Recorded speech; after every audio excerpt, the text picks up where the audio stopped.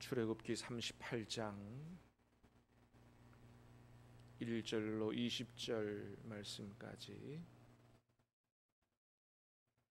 말씀을 받겠습니다. 출애굽기 38장 1절로 20절까지입니다.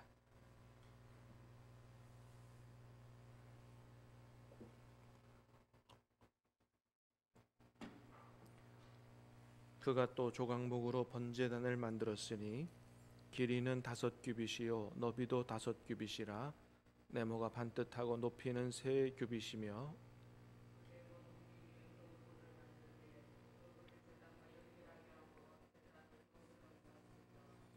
제단의 모든 기구 곧 통과 부삽과 대야와 고기 갈고리와 불 옮기는 그릇을 다 노스로 만들고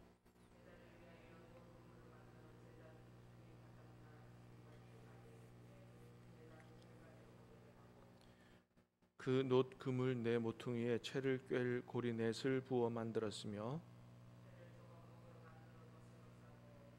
제단 양쪽 고리에 그 채를 꿰어 매게 하였으며 제단은 널판으로 속이 비게 만들었더라.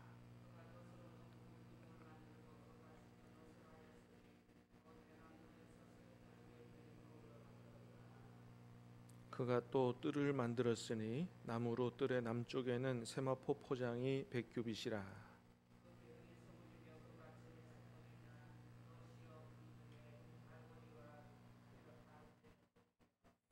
그 북쪽에도 100규빗이라. 그 기둥이 20이요 그 받침이 20이니 놋이요 기둥의 갈고리와 가름대는 은이며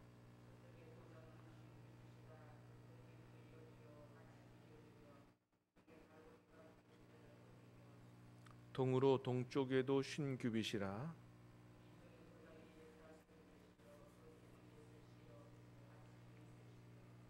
문 저쪽도 그와 같으니 뜰문 이쪽 저쪽의 포장이 15규빗씩이요 그 기둥이 3씩 받침이 3씩이라. 기둥 받침은 놋이요 기둥의 갈고리와 가름대는 은이요 기둥 머리 싸개는 은이며 뜰의 모든 기둥에는 가름대를 꿰었으며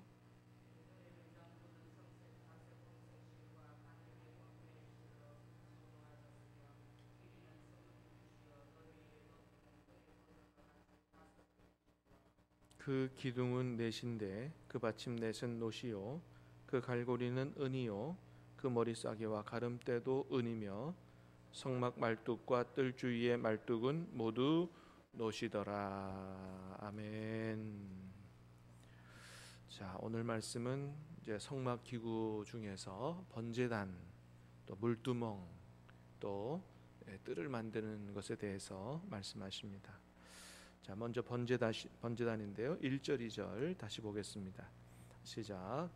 그가 또 조각목으로 번제단을 만들었으니 길이는 5규빗이요 너비도 5규빗이라. 네모가 반듯하고 높이는 3규빗이며 그 네 모퉁이 위에 그 뿔을 만들되 그 뿔을 제단과 연결하게 하고 제단을 놋으로 쌌으며. 자, 조각목으로 번제단을 만들었다. 길이가 5규빗이다. 자, 5규빗이면 2.5m죠. 2.5m. 지금까지 본 기구보다는 좀 크죠. 2.5m. 넓이도 2.5m. 네모 반듯하죠. 높이는 3규빗 1.5m 정도. 그렇게 해서 이제 번제단을 만듭니다. 그 번제단을 어디다 놓냐 하면 성막, 하나님께로 나아가기 위해서 성막의 문을 열고 들어가면 제일 먼저 만나는 게 번제단입니다. 번제단이 2.5m짜리가 떡하니 버티고 있는 거죠. 다시 말해서 번제단을 통과하지 않고는 하나님께로 갈 수가 없습니다. 번제단에서 말 그대로 번제를 드리죠. 번제를 드려서 그 짐승의 피로 말미암아 자기의 죄를 하나님 앞에 용서받고 난 이후에, 번제단을 통과한다는 것은 내 죄를 대신해서 죽어가는 희생 제물을 바친 이후에, 그래서 용서받고 죄 용서받고 난 다음에야 하나님께로 나아갈 수 있다 하는 것을 말하는 것입니다. 자, 이 번제단은 누구를 상징하는 거냐? 예수 그리스도를 상징하는 거죠. 우리의 죄를 짊어지고 우리 대신 십자가를 지신 하나님의 어린 양, 그 어린 양이 하나님 앞에 번제로 바쳐진 거죠. 그래서 우리가 죄 용서를 받고 하나님께로 나아갈 수가 있게 된 것입니다. 자, 그 다음에 물두멍인데요. 8절 같이 보겠습니다. 시작. 그가 노수로 물두멍을 만들고 그 받침도 노수로 하였으니 곧 회막문에서 수종드는 여인의 거울로 만들었더라. 자, 노수로 물두멍을 만들고, 이 물두멍은 이제 성막문을 열고 들어가면 번제단을 제일 먼저 만나고 두 번째 만나는 게 물두멍입니다. 그 물두멍 바로 뒤에 이제 성소가 있고 성소를 지나면 지성소로 들어가는 거죠. 이 물두멍은 제사장들이 성소에 들어가기 전에, 하나님을 뵙기 전에 반드시 자기의 손과 발을 씻는 그런, 어떻게 보면 큰 세숫대야와 같은 그런 건데, 하여튼 하나님 앞에 나아갈 때는 손과 발을 씻어서 깨끗하게 하고 난 다음에 나아가야 된다.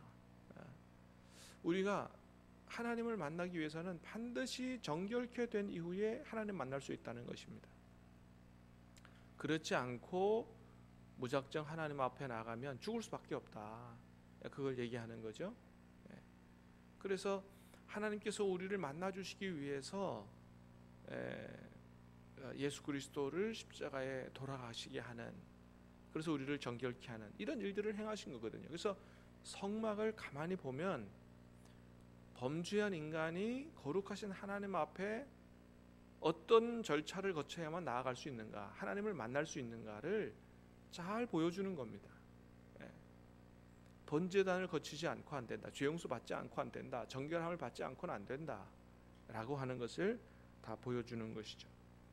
자, 이 물두멍은 8절에 보니까 회막문에서 수종드는 여인들의 거울로 만들었다 그랬어요. 굉장한 의미가 있는 거죠. 이 물두멍은 아주 특별히 그 회막문에서 수종드는 여인들, 그들의 거울로 만들었다. 여러분, 여인들에게 있어서 거울이 얼마나 소중합니까? 거울 없으면 자기 얼굴도 제대로 볼 수 없고 또 치장도 하기가 어렵고 그렇죠. 그런데 이 회막문에서 수종드는 여인들이 어떻게 보면 여인들에게 있어서 생명과 같은 가장 그 보물 1호라고 할 수 있는 이러한 것들을 하나님을 위해서 아낌없이 바쳤다는 거예요. 놀라운 헌신이죠. 여러분, 그렇습니다. 우리가 하나님 앞에 하나님께서 나의 일들을 위해서 이런 것들이 필요하다, 주께서 쓰시겠다 하라, 뭐 이런 말씀을 하실 때 우리가 남는 것만 드리는 게 아니고 우리가 생명같이 아끼는 것도 드릴 수 있음을 오늘 본문은 보여주는 것입니다. 이게 하나님께서 얼마나 이 여인들의 이 헌신을 참으로 기뻐 받으셨겠어요. 어떤 부자가 드린 금보다도 훨씬 더 귀한 하나님 앞에 기억될 제물인 거죠. 예수님께서 그런 말씀하셨어요. 가난한 과부의 2렙돈, 그 헌금이 어떤 사람들보다도 하나님께 많이 드린 거다. 가난한 과부에게 있어서 2렙돈은 마치 생명과 같은 돈인 거죠. 그러니까 하나님 앞에서는 누가 헌금을 많이 드렸느냐가 액수로 판단되는 게 아니에요. 어떤 사람이 100만 원 드린 거하고 어떤 사람이 10,000원 드린 거하고는 똑같지가 않아요. 무조건 100만 원이 많은 게 아니에요. 많은 재산이 있는 사람에게 100만 원은 작은 돈일 수 있지만 없는 사람에게 10,000원은 큰 돈일 수 있거든요. 그러니까 하나님은 그런 걸 보시는 분이지, 그래서 거기에 담긴 마음과 정성을 보시는 분이지 액수를 가지고 판단하시는 분이 아니다라고 하는 것이죠. 그래서 이 여인들은 자신의 아름다움도 포기하고 하나님 앞에 이걸 드렸는데 그것을 가지고 정말 귀한 물두멍을 만들었다라고 하는 것입니다. 자, 그 다음에 이제 뜰인데요. 뜰을 만듭니다. 9절 시작. 그가 또 뜰을 만들었으니 나무로 뜰의 남쪽에는 세마포 포장이 100규빗이라.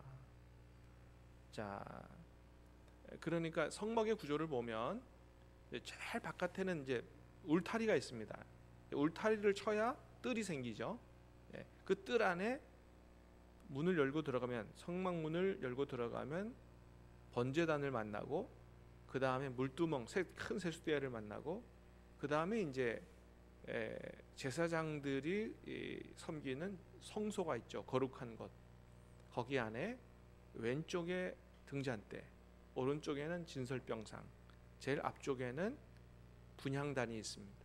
분향단 바로 뒤에 지성소 휘장이 쳐져 있죠. 그룹이 생겨진. 그 안에 들어가면 하나님이 임재하시는 지성소인데 거기에 법궤가 있습니다. 법궤 뚜껑은 순금으로 만든 시은좌, 속죄소. 속죄소 뚜껑 양쪽으로 그룹 천사가 금으로 만들어져 있고 그 안에 하나님이 임재하시는 거죠. 자, 울타리를 쳐서 이제 뜰을 만드는데, 자, 뜰의 크기가 얼마나냐? 울타리는 세마포 포장으로 칩니다. 하얀 천막으로 치는 거죠. 100규빗이라 그랬어요. 서쪽과 남쪽이 남쪽과 북쪽이 100규빗이라 그랬어요. 100규빗이면 50m입니다. 50m에 자, 남쪽 북쪽은 50m예요. 동쪽 서쪽은 절반입니다. 25m씩. 직사각형 크기죠. 그런 이제 뜰이 생겨 나는 겁니다. 자, 동쪽 서쪽은 25m라고 이제 12절 13절 돼 있죠. 한번 볼까요? 시작. 서쪽의 포장은 50규빗이라 그 기둥이 열이요 받침이 열이며 기둥의 갈고리와 가름대는 은이며 동으로 동쪽에도 50규빗이라. 그죠? 25m씩입니다. 자, 이 울타리는 어느 누구도 함부로 하나님께 나아갈 수 없다고 쳐놓은 경계죠. 경계. 울타리가 꽤 높습니다. 쉽게 넘어갈 수가 없어요. 그러니까 하나님께 나가려면 어디를 찾아야 됩니까? 문을 찾아야 되죠. 울타리는 하나님께 나아갈 수 없는 경계를 쳐놓은 거예요. 그래서 하나님께 가고자 하는 사람은 울타리를 찾아야 되는데 이 문을 찾아야 되는데 성막의 문은 단 하나입니다. 하나. 동쪽에 나와 있는 문 하나예요. 그래서 솔로몬이 나중에 성전을 짓죠. 성전을 짓는데 성전의 문이 동쪽을 향해 있습니다. 하나님은 해가 떠오르는 쪽 동쪽에서 오신다. 이런 개념이죠. 자, 그래서 성막의 문을 만들려고 그러는데 이렇게 만듭니다. 18절 시작. 뜰의 휘장 문을 청색, 자색, 홍색 실과 가늘게 꼰 배실로 수놓아 짰으니 길이는 20규빗이요 너비와 높이는 뜰의 포장과 같이 5규빗이라 그랬습니다. 자, 휘장 문을 만듭니다. 뜰의 휘장 문을. 문이 단 하나인데 청색, 자색, 홍색 실과 가늘게 꼰 배실 수놓아 짰다. 아주 화려하죠. 여러 가지 색실인데 이것도 어떻게 가만히 생각해 보면 다 예수님을 상징하는 거다. 청색은 하늘로부터 오신 예수님, 자색은 왕 되신 예수님. 자색 옷은 아무나 못 입죠. 왕들이 입는 것이니까. 홍색은 예수님의 붉은 피를 상징하고, 가늘게 꼰 배실은 흰색이죠. 순결하신 예수님을 상징한다. 그래서 이 네 가지 색실로 만든 이 문 하나, 나는 양의 문이라 예수님 말씀하셨는데 이 문 자체도 예수님을 상징한다. 그러니까 문 대신 예수님, 또 번제단이 상징하는 예수님을 통과하지 않고는 절대로 하나님께 나아갈 수 없다라고 하는 사실을 잘 보여주는 것입니다. 그래서 성막을 가만히 보면 지금 하나님과 우리와의 관계가 어떻게 돼 있는지를 보여줘요. 함부로 하나님 만날 수 없어요. 죄로 인해 단절된 하나님과의 관계. 그러나 그럼에도 불구하고 하나님께서 우리를 사랑하셔서 우리를 만나 주시기 원하고 우리와 함께 계시기 위해서 하늘에서 이 땅에 내려오신 거죠. 성막 자체가 하나님 임재하시는 곳이니까. 그렇게 우리를 만나시 주시기 위해서 내려오신 하나님. 그리고 그 안에 어떻게 하면 죄를 범한 우리가 하나님께로 나아가서 하나님 만날 수 있는가, 그걸 잘 보여주는 거예요. 예수님을 통과하지 않고는 하나님 만날 수 없다.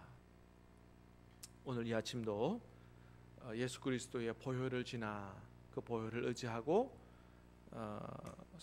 지성소로 들어가 하나님을 만나는 복된 아침 될 수 있게 되기를 주님의 이름으로 축복합니다. 기도하겠습니다. 은혜로우신 주님 감사합니다. 오늘 이 아침에도 우리 성막의 여러 구조와 기물들을 통해서